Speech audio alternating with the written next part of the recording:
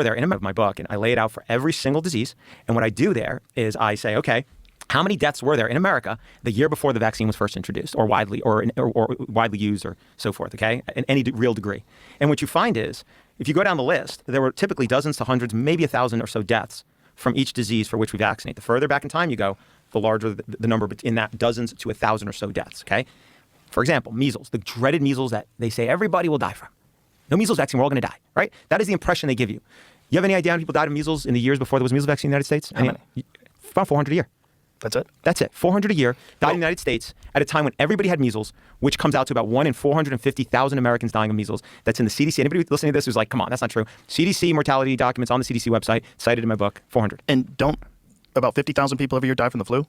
Well, that statistic includes bacterial deaths that they say are potentially the result from having influenza. But so your immune system gets weakened and then something else hits you, and that kills you?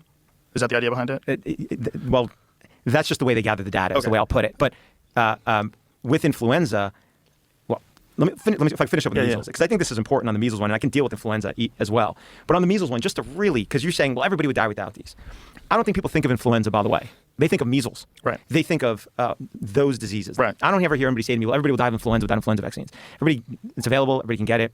The mortality hasn't changed much. In fact, if you look at the mortality of influenza before influenza vaccines were widespread, we're not doing that great. Okay. Anyway, putting that aside for a moment. Not only that, isn't there data that shows that if you get it, you're more likely to get other colds?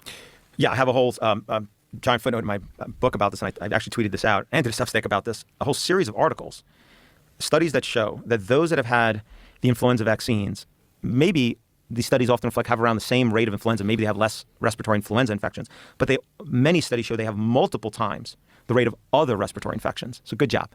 Maybe you reduced your risk of influenza by this much, but you've increased your risk of another different respiratory disease by